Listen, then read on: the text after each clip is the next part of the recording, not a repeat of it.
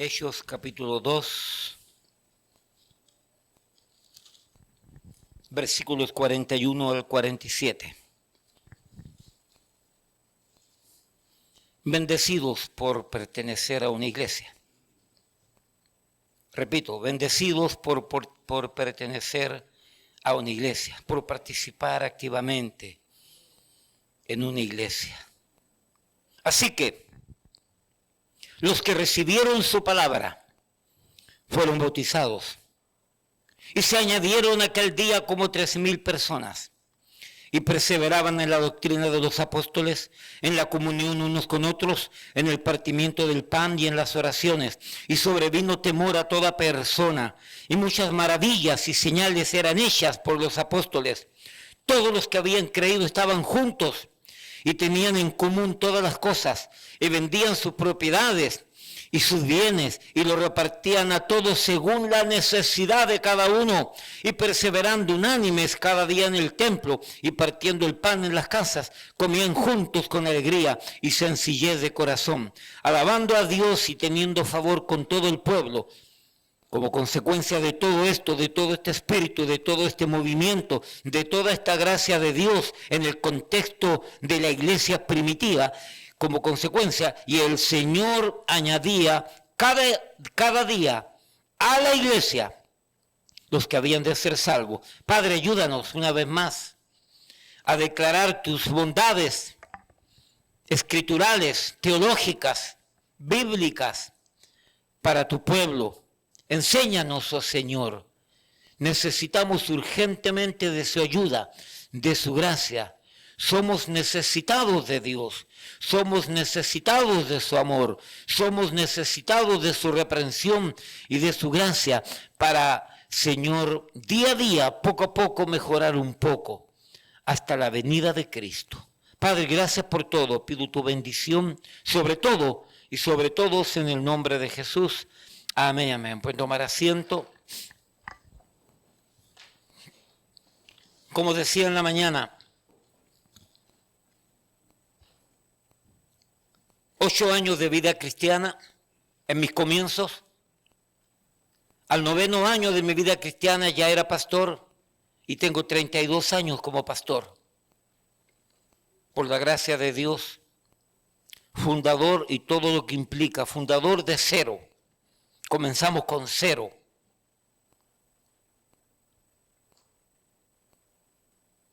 Y en mi experiencia como creyente y como pastor, he tenido que aprender lo que significa ser creyente y vivir como creyente y luego aprender a vivir como pastor. No ha sido fácil, no ha sido fácil, pero llevo 32 años aprendiendo a ser pastor.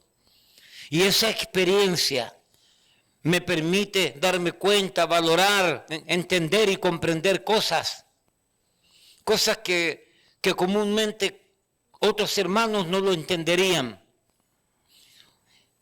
Y en el contexto de la predicación de la mañana como de esta tarde, hablábamos de la imperiosa necesidad que tiene el creyente de unirse a una iglesia cristiana con actitud correcta, con iniciativa correcta, en humildad, en disposición plena de ser parte de esa congregación y ser activo y ser responsable, comprometido con todo lo que implica, apoyando.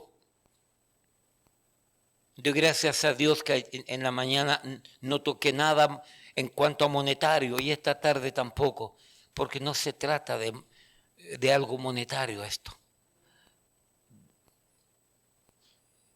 El cristianismo de este país y de muchos quizás ya se ha convertido en un negocio barato, mediocre y pobre, abusando de las gentes, abusando de los desvalidos, abusando de los necesitados de Dios y prometiéndoles cosas que Dios no ha prometido nunca en su palabra.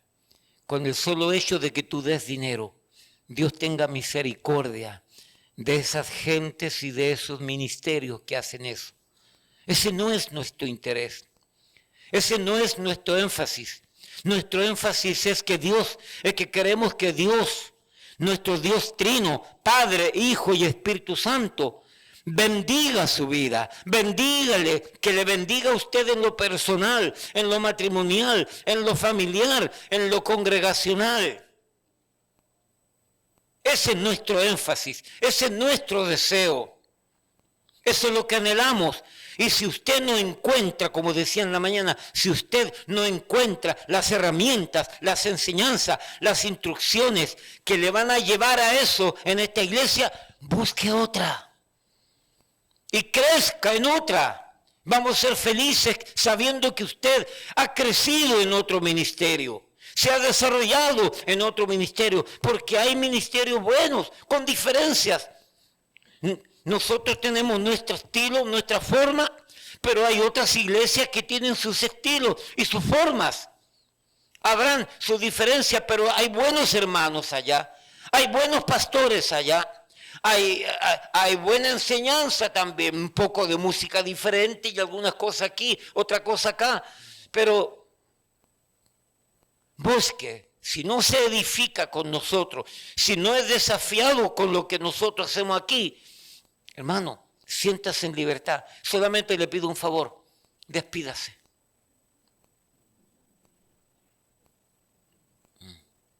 La gente cree que yo me voy a enojar. Ayer o antes de ayer me enteré que una familia está yendo a otra iglesia. Amén. No los tratamos mal, pero se fueron como si lo hubiéramos tratado mal. Despídase. Yo no me voy a enojar y no le voy a preguntar por qué se va y punto. Simplemente, pastor, mira, hemos decidido congregarnos en tal parte. Amén. Llévese la bendición. Porque después me ven en la calle o ven a algunos de ustedes en la calle y se andan escondiendo porque saben que hicieron mal, porque tenían que despedirse. Eso significa que se fueron molestos. Eso significa que se fueron enojados. Eso significa que son inmaduros. Ojalá que crezcan en otra iglesia. Pero si van a seguir siendo lo mismo que eran aquí, entonces el problema no es la iglesia, el problema son ellos. Bueno, ese es otro tema en todo caso. Hermano, nuestro interés es que Dios edifique su vida. Dios bendiga su vida. Y hay momentos en que soy un poquito fuerte. El hermano Chano me decía hoy en la tarde, pastor, y estábamos con el pastor Jerry, pastor, pero tú volviste hasta el tiempo cuando estábamos allá en la 207, en la 211, pastor. Ahí mi madre, no, yo no quiero que vuelvas a eso, pastor. Así. Hermano, así de fuerte como en la mañana era yo en ese tiempo. Sigo creyendo lo mismo, pero ya el asunto, usted sabe, no, obviamente hablando, no tratamos de pasarle paños tibios a nadie, pero se va enseñando. Pero bueno. Mateo 16, 18 dice, sobre esta roca edificaré mi iglesia. Desde ese contexto histórico donde Jesucristo estaba hablando con los apóstoles, y tú eres Pedro, pero sobre esta roca, no sobre ti, sino sobre esta roca, dijo Cristo, que es Él, edificaré mi iglesia. Y las puertas del Hades no prevalecerán contra ella. La única manera en que una iglesia, las puertas del Hades, las puertas del infierno, los poderes del infierno no ataquen la iglesia y no acaben con la iglesia, es cuando la iglesia es edificada por Jesucristo. Y desde ese tiempo histórico en adelante se vino desarrollando, formando, edificando la iglesia. Yo soy de los que creo, y no lo dije en la mañana, lo digo ahora, soy de los que creo que la iglesia nació en Hechos capítulo 1, Hechos capítulo 2 específicamente. Yo creo que lo que dijo Cristo en Mateo 16, simplemente era una enseñanza dando a entender la intención que él tenía de formar una iglesia, se edificase una iglesia.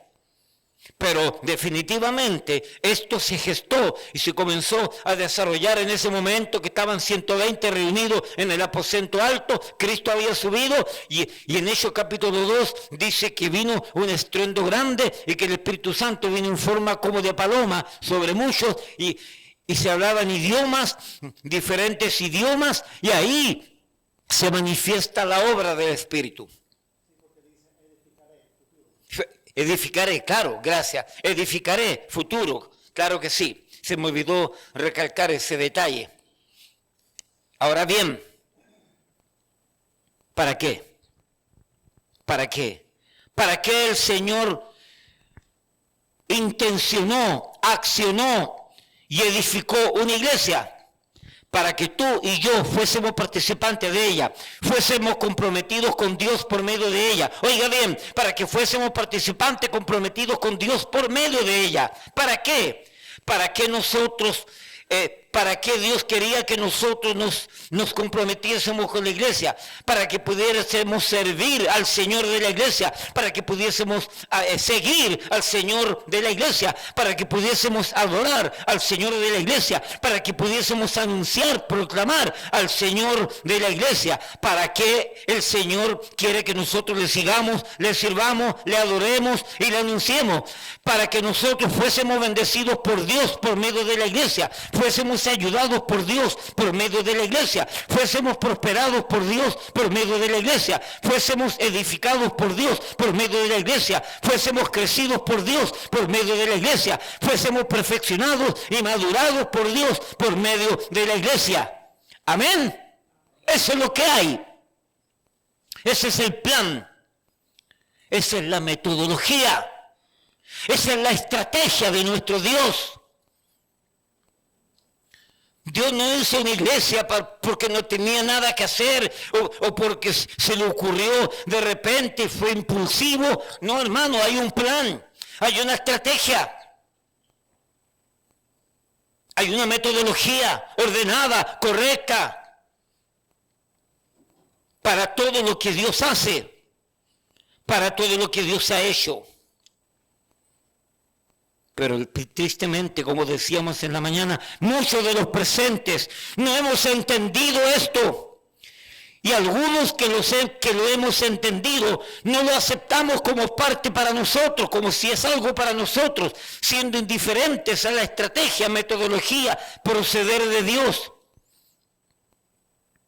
Y por consiguiente, por no entender esto, por no asimilar esto, por no aceptar este plan maravilloso de Dios, de pertenecer, de participar, de activar en una comunidad cristiana,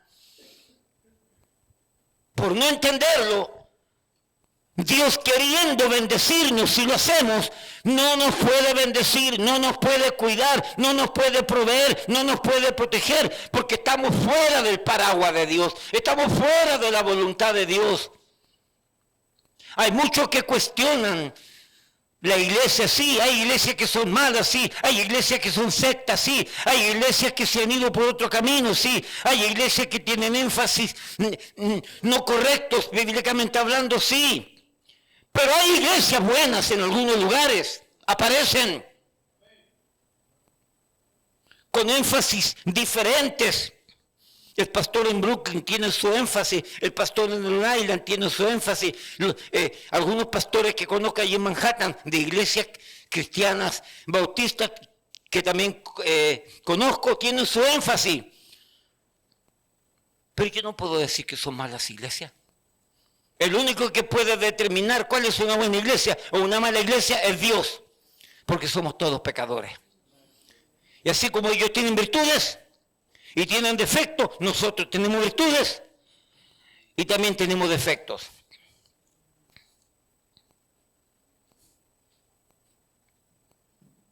No hay excusa. Hay que congregarse, hay que participar, hay que poner en funcionamiento los dones de Dios, sobre lo cual Dios quiere bendecirnos, ayudarnos.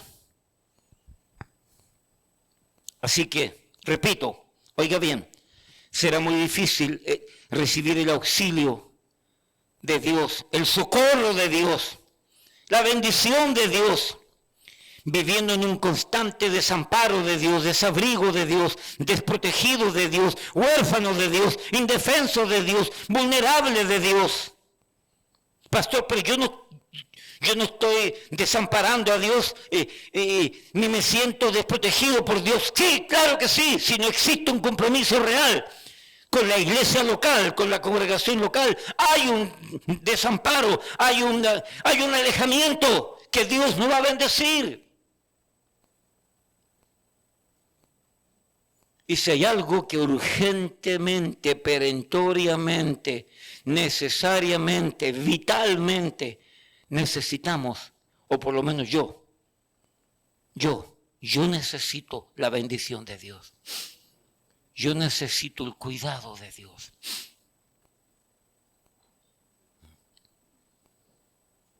Me he afligido por lo de Dominguita. Me ha dolido lo que pasó.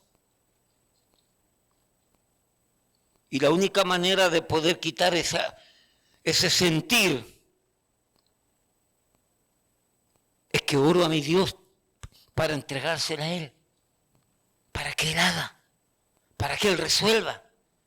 Porque yo soy incompetente, me siento completamente impotente, no sé qué hacer. Y obviamente hablando, ¿quién de nosotros sabe hacer algo ahí? Nada, nadie. Pero como tenemos esa comunión estrecha con nuestro Padre a través de la iglesia, canalizamos esas emociones que nos agolpan, que nos embargan, que nos aturden, que nos afligen, que nos agobian. Yo no sé usted, yo necesito de Dios. Es que yo no me congrego porque soy pastor. Yo me congrego porque yo he aprendido en la Biblia que necesito congregarme. Es el plan de Dios. Y necesito ser fiel. Y necesito hacer mi parte. Y sobre esa base, Dios quiere bendecirte. Dios quiere bendecirme.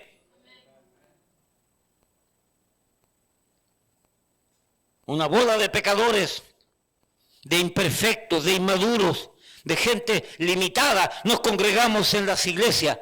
Pero por causa de que reconocemos que no somos nada, que no podemos nada, que no tenemos nada, que no sabemos nada, por causa de que reconocemos eso, es que buscamos al que todo lo sabe, todo lo puede, todo lo tiene y todo lo alcanza.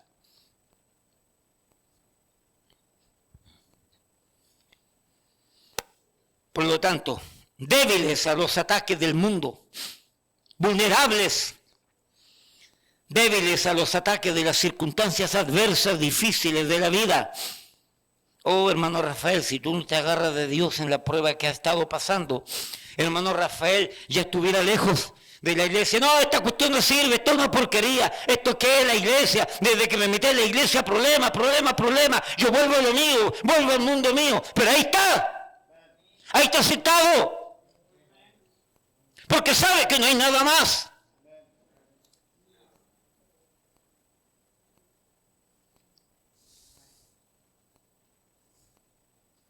¿Y cuántos de los presentes hay el hermano Sandy con su esposa?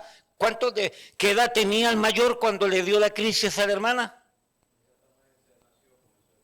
Inmediatamente. ¿Quién de los dos nació? A ver, ¿quién es el culpable? ¿Quién? Él. Muchacho, mira, un pescozón te voy a darte después. Un pescozón.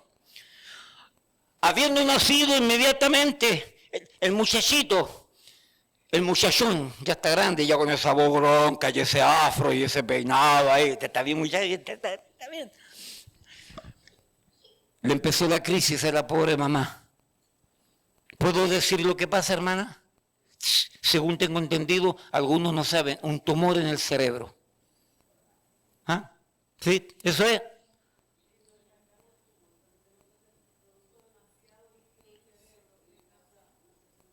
Demasiado líquido ya.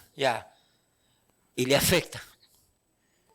Si ella no estuviera agarrada de Dios, ya estuviera dando vueltas también. ¿Cuántos de los presentes que hemos pasado, que han sufrido situaciones adversas?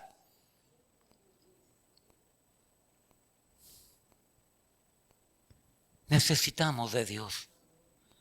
Necesitamos de su gracia. Necesitamos de su instrucción. Hemos llegado al entendimiento que la iglesia es una familia, hermanos, y que no podemos estar separados, regados por todas partes. Hemos entendido que la iglesia es un refugio. Hemos llegado al entendimiento que la iglesia es un hospital para gente enferma. A ver, levanten la mano todos los enfermos, por no decir locos. ¿Dónde está Mencho? ¿Dónde está la loca número 1 aquí? Ah, no, ellas están con Érico, allá. Hemos entendido que la iglesia es un cuartel general para recibir instrucción, disciplina, corrección. Y todo eso, óigame, y todo eso es parte del paquete, parte de la bendición. Yo prediqué tiempo atrás sobre esos puntos. ¿Recuerdas, Pastor Jerry, que yo prediqué sobre eso? ¿Ha llegado usted al entendimiento que la iglesia no me necesita a mí, que yo soy el que necesito a la iglesia?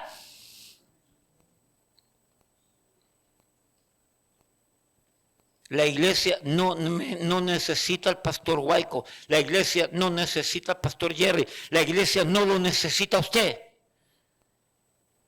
Somos nosotros los que necesitamos de la iglesia.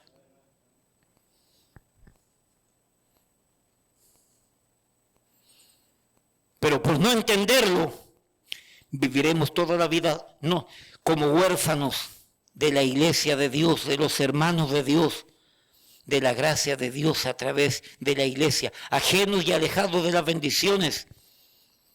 Hechos capítulo 2.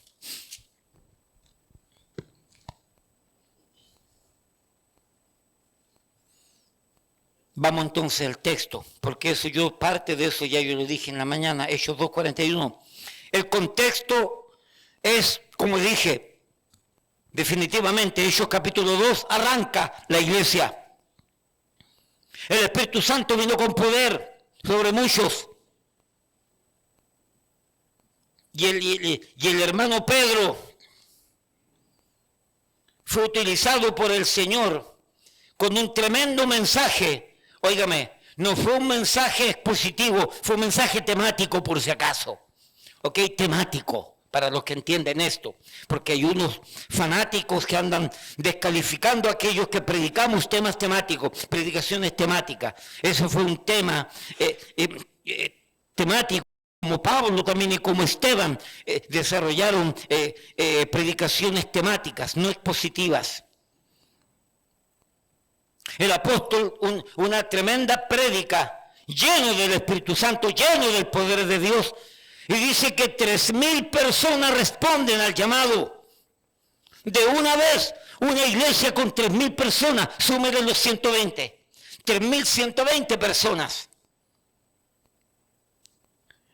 Y se congregaban en un lugar que cabían 200 y estaban contentos porque eran 120. Y de la noche a la mañana aparecieron 3,000 creyentes. ¡Ay, mi madre, qué lío más grande! Y lo que vamos a estudiar, vamos a ver rápidamente todos estos detalles. Lo que vamos a estudiar es el inicio de la iglesia cristiana. Todo lo que sucede está en el contexto de la iglesia primitiva. Hechos 2:41. Así que los que recibieron su palabra, es decir, los 3,000.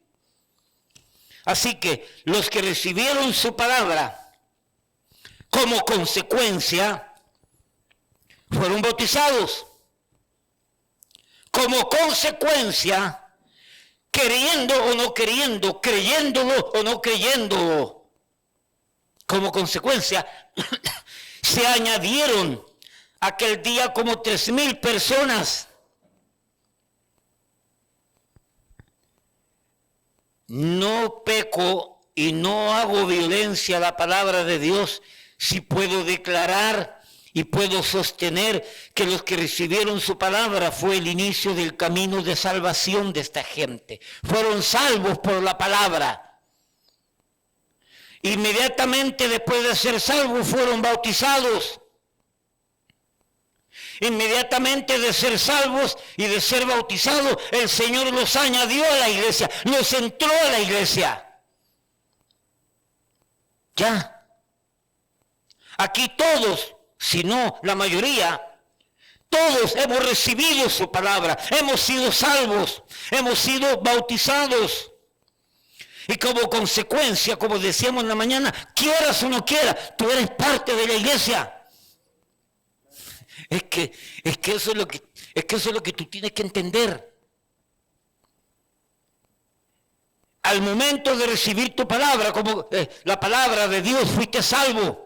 Al ser salvo, fuiste bautizado. Al ser bautizado, el Señor te tomó y te dijo, mira muchacho, ven acá. Ahora tú perteneces a ese lugar. Y te tiró ahí. Y perteneces a ese lugar. Ya no eres de aquí. Hoy también. No eres de aquí. Y te cambió. Y eso es lo que tú tienes que entender, que ya no perteneces allí. Allí hay gente pecadora. Ahora perteneces a las santas, a las mellizas del tango. Aquí están las dos mellizas del tango. A ese grupo santo. Quieras o no quieras, te guste o no te guste. Y más vale que hagas lo que tienes que hacer.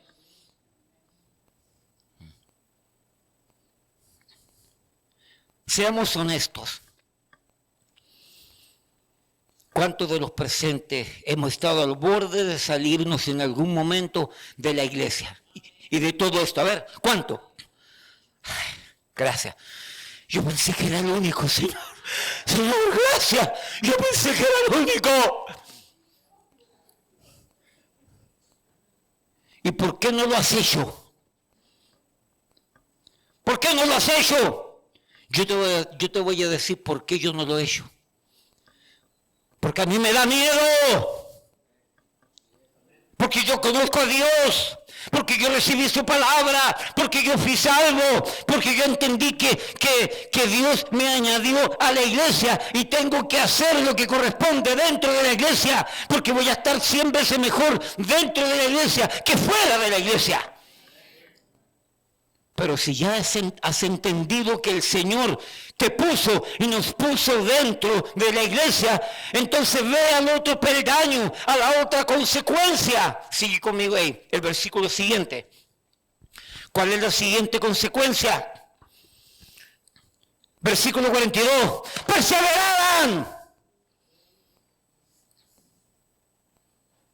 ¿Qué significa perseveraban? Perseveraban. Gracias. Continuaban. La hermana Betty se ríe. Continuaban, perseveraban, se mantenían constantes, firmes allí. Recibieron su palabra, fueron bautizados, fuimos entrados a la iglesia. Cabezón, métete a la iglesia. Y ahora entonces comienza a perseverar. Persevera. ¿En qué? Rápidamente ahí. Versículo 42, persevera en la doctrina de los apóstoles. ¿Quién le enseñó a los apóstoles? Jesucristo. Perseveraban en la doctrina de Jesucristo, dada a los apóstoles. Perseveraban en la comunión unos con otros. Perseveraban en el partimiento del pan. Y perseveraban en las oraciones. Nada de eso tú puedes hacer preocupado por tu mundo sin preocuparte por el mundo de la iglesia. Nada de eso tú puedes hacer de ese versículo si tú tienes tu vida independiente. Nada. Porque perseverar implica estar juntos, perseverar implica estar en la doctrina, perseverar implica orar juntos, perseverar implica toda esa práctica que aparece en ese versículo, juntos. Porque la iglesia estaba junta en el contexto que estamos leyendo.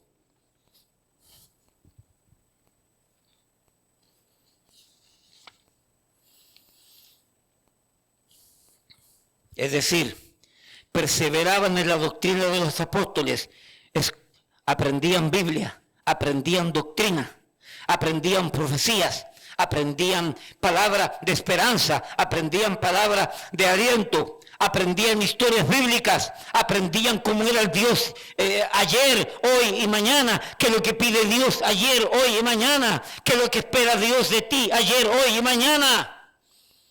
Y se llenaban de Dios, y se llenaban de la palabra de Dios. No es casualidad, la Biblia en sus manos. Dios no nos dejó un libro para que sea adorno en su casa, o que usted lo coloque en el carro para que los ladrones no le rompan el vidrio, se lo van a romper igual. Porque esto no es un amuleto de la buena suerte. Dios nos dejó este libro dentro de la iglesia para perseverar en la doctrina de los santos, de los apóstoles, de los santos apóstoles. Perseverar en la comunión unos con otros. ¿Sabe lo que es eso? Yo no, hermano, yo no estudié cada una de estas frases, estoy aplicando verdades. Y perseverar en la comunión, en el compañerismo, en la amistad unos con otros, ser amigos unos con otros, familia de la fe, en la comunión congregacional y también en actividades sociales entre creyentes en diferentes partes. Participar, perseverar en la comunión unos con otros, conocerse, relacionarse, desarrollar amistad. Yo ya no puedo seguir con los amigos del mundo. Esa fue una de las cosas que yo aprendí de una vez. No puedo seguir con los amigos del mundo. Tengo que buscar la familia de la fe. Esto les cuesta a los muchachos, pero roguemos a Dios que un día puedan entender, porque los amigos del mundo lo van a arrastrar al pecado, al vicio, a la maldad, a la fornicación, a la inmoralidad.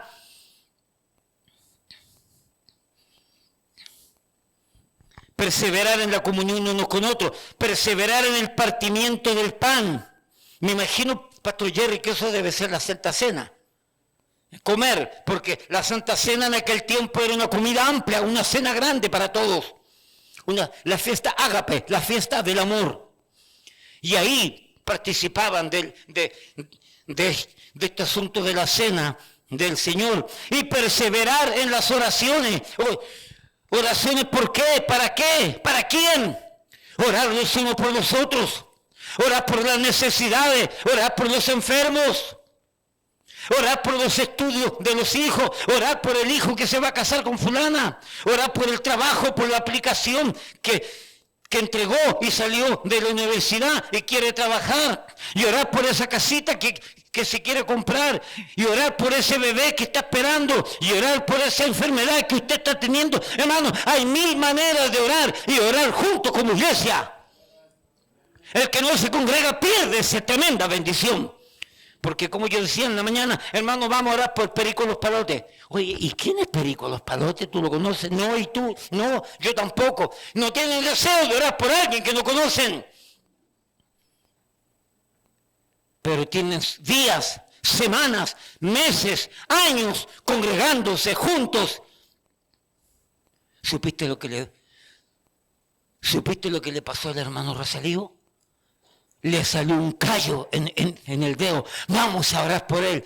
Y todo el mundo haciendo ayuno y oración porque el pobre infeliz le salió un callo. Pero todo el mundo lo conoce. Está bien, vamos a orar por Perico Los Palotes. No lo conozco, pero Dios lo conoce. Señor, te doy gracias. Bendice a Perico Los Palotes. Amén. Pero cuando yo me entero que Rosalío tiene un callo que le está molestando, me tiro al piso, ruego a Dios y estoy 2 segundos orando por él.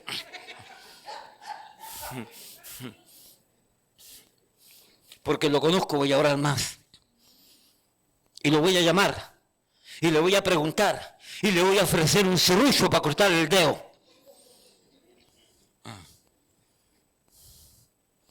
¿Usted entiende lo que implica estar juntos y lo que significa congregarse? ¿Y cómo vamos perdiendo bendiciones?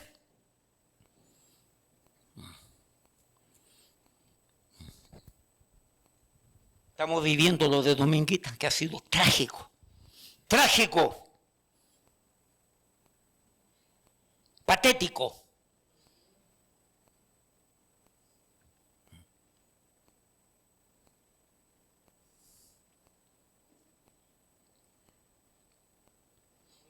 Y lo que me consuela es el Señor. Pidiendo a mi Dios que tenga de ella misericordia. Pidiendo a mi Dios que tenga misericordia de esos muchachos, de esos hijos. Rafael ya un viejo al final ya sufre, va a llorar y todo, pero los niños son los... Qué maravilloso es orar por alguien que está pasando una necesidad, inconsciente, lleno de tubos por todas partes, apenas puede respirar, no se puede mover, todos sus sentidos parece que no existen, prácticamente muerta en vida.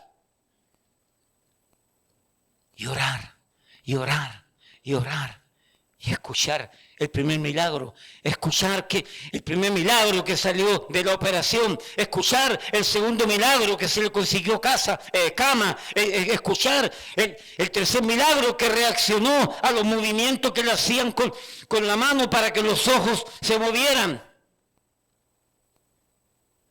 Y hoy día escuchar que comenzó a hablar y preguntó por sus hijos. Hermano, eso es parte del compañerismo, es parte de la amistad, es parte de estar juntos los hermanos en armonía. Porque hay gente que se compromete a orar por mí porque me aman, porque me conocen, porque me aprecian, porque somos amigos. Feo no importa, soy feo, pero igual van a orar por mí porque me aprecian.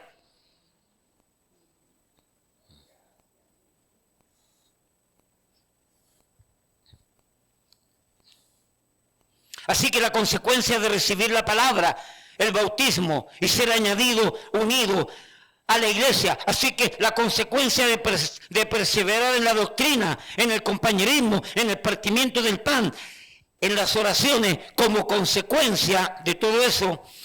Versículo 43, y sobrevino temor a toda persona, y muchas maravillas y señales eran hechas por los apóstoles. ¿Usted cree que es casualidad el milagro de la hermana Dominguita en este momento que oramos el domingo pasado y sucedió eso grande? Hemos orado hoy día en la mañana como iglesia y al poco rato escuchamos que está hablando. ¿Por qué? ¿Por qué sucede eso? Porque las maravillas de Dios se mueven en medio del pueblo de Dios. Pero si tú y yo estamos alejados del pueblo de Dios, esas maravillas no te van a tocar. Esas bendiciones se van a alejar de ti. Porque necesitamos de esas bendiciones, necesitamos de ese toque divino, necesitamos que Dios descienda sobre la vida suya, mía, de nosotros con poder y gloria, con salvación, con sanación, con liberación, con restauración, con perdón. Lo necesitamos. Pero esas maravillas no las vamos a poder experimentar si estamos como los carbones, alejados del grupo principal del fuego de los carbones, donde carbón a carbón están unidos juntos y el calor se sostiene del uno con el otro, pero se separa el carboncito a un lado, un carboncito, una piedra de carbón, y se empieza a apagar, y se empieza a apagar, y se empieza a apagar, y se empieza a morir ese fuego, y se empieza a morir el creyente espiritualmente hablando, moralmente hablando, congregacionalmente hablando, y llega un punto que ya volver a lo de antes me cuesta.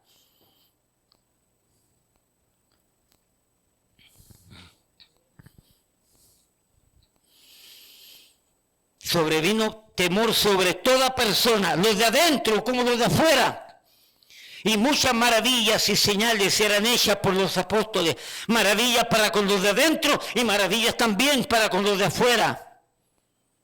Así que, ¿quiénes habrían de ser los bendecidos de la maravilla de Dios, de los milagros de Dios, de las sanaciones de Dios, de la salvación de un familiar por Dios, de las oraciones contestadas por Dios? ¿Quién habría de ser bendecido de las liberaciones accionadas por Dios, de las transformaciones operadas por Dios, de los dones y talentos otorgados por Dios para servir a Dios? ¿Quiénes son los agasajados? ¿Quiénes son los privilegiados? Los que recibieron su palabra, los que fueron bautizados, los que fueron añadidos a la iglesia y los que como consecuencia de todo eso perseveraban en la palabra, en la doctrina, en las oraciones, en el compañerismo, en la amistad, en el partimiento del pan, y como participaban activamente de todo eso, las maravillas tocaron su vida y milagros eran ellos. Era una verdadera fiesta de amor.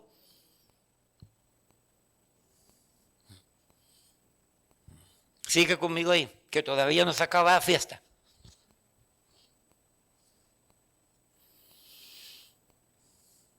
Versículo 44.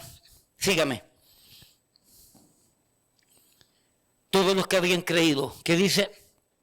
Estaban juntos. Estaban juntos. ¿Quiénes son los que habían creído? Los que estaban recibiendo las maravillas. Los que perseveraban en doctrina, oraciones, partimiento del pan y compañerismo. Los que fueron en el de la iglesia. Los que fueron bautizados. Los que recibieron su palabra. Todos los creyentes perseveraban juntos. Oye, hello, ¿alguien está escuchando? Como dicen en inglés, no es un choice, no es una elección que tú tienes que tomar, es que tú tienes que hacerlo. Te guste o no te guste. Me han dicho fanático, no te han dicho nada todavía. No, pastor, mi familia ya no me invitan a ninguna actividad porque dicen que soy una fanática de la religión y el domingo voy a la iglesia. ¡Gloria a Dios! Uno de los hermanos del pastor Jerry se iba a casar y se casó el domingo y querían que el pastor Jerry participase. Yo no voy. No, pero tú sabes que se va a casar tu hermano, quizás el papá, quizás la mamá, quizás algunos de los hermanos tuyos de confianza, tratando de quitarle la bendición. Después que terminó el servicio, tú fuiste un momento. Fuiste a la ceremonia. Pero no a la fiesta y nada de eso, porque él tenía su compromiso con Dios primero. ¿Alguien está entendiendo de qué se trata todo esto?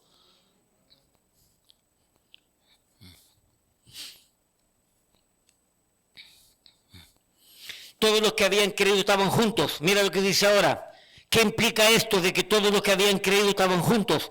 Amigos, familias, compartir todos juntos, ayuda, orar los unos por los otros, darse la mano unos con otros, apoyarse unos a otros, llorar unos con otros, reír y gozarse unos con otros, servirse en amor unos a otros, no estar solos, no estar sin ayuda. No pasar pruebas y conflictos sin nadie que te apoye a tu lado, que ora por ti, que te tiende la mano, que te regala algo.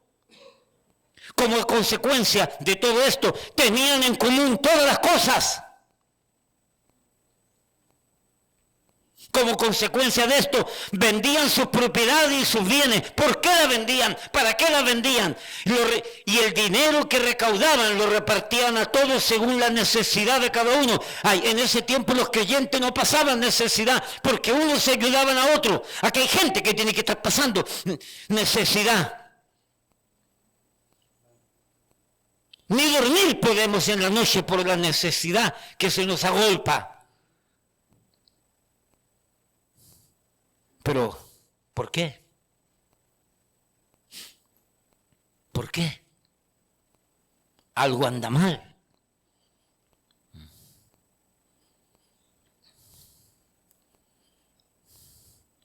Vendían las propiedades, vendían sus bienes, juntaban el dinero y ayudaban a los necesitados. Hermano, vamos a recoger una ofrenda porque el hermano Jacinto Pérez, el pobre está sin trabajo y se recoge la ofrenda. Somos 100 personas y cuando se mira la ofrenda, $32. Hermano, vamos a recoger una ofrenda por el hermano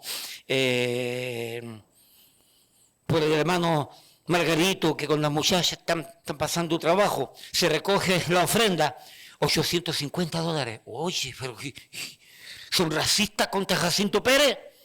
No son racistas, que nadie te conoce.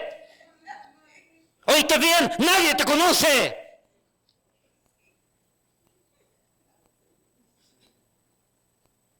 Y a Margarito todo el mundo lo conoce. No sé si alguien está entendiendo lo que estamos tratando de decir, hermano.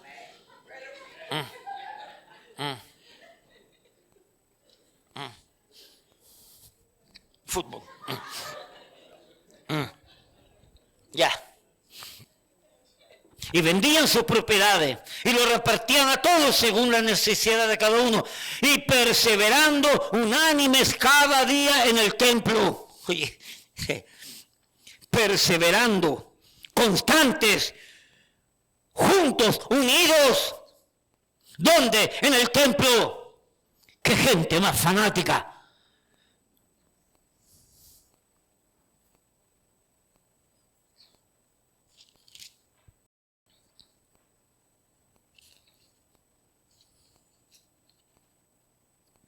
Y perseverando unánime, 46, cada día en el templo y partiendo el pan en las casas.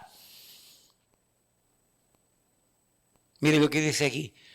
Comían juntos con alegría y sencillez de corazón. La gloria de Dios se manifestaba. La misericordia de Dios estaba en el ambiente. La gracia de Dios se derramaba. La multiplicación de los panes y los peces era dada constantemente allí.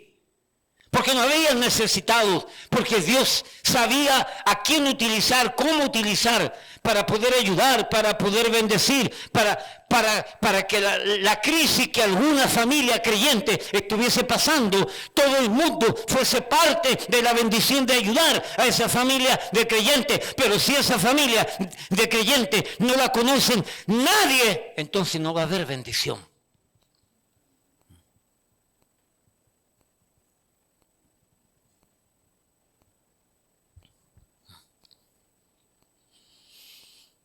Alabando a Dios y alabando a Dios, ¿por qué? Por las maravillas, por la provisión, por las oraciones contestadas, por el compañerismo, por la amistad, por el amor cristiano, alabando a Dios y teniendo favor con todo el pueblo. Como consecuencia de ese grandioso espíritu cristiano, el Señor añadía a cada iglesia a los que habían de ser salvos.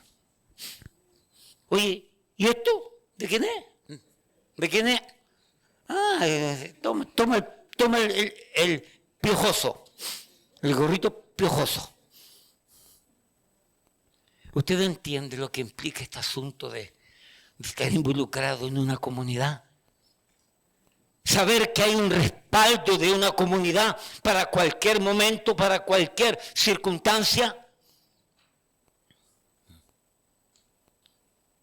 Ahí el hermano Rafael llevó al niño a la casa, Dominguita en el hospital, y de repente el muchachito se le enfermó y le entró asma, y le entró el ataque, y partió corriendo en su carro al hospital, y lo dejó parqueado ahí al ladito del hospital, corriendo el riesgo que la grúa se lo llevase. Pero llamó a un hermano que estaba presente, o sea, que estaba disponible, y ese hermano estaba con otro hermano, y ese hermano estaba con otro, y fueron tres a buscar ese carro, y se lo parquearon, se lo estacionaron, y el hermano hasta el día de hoy no sabe dónde está el carro.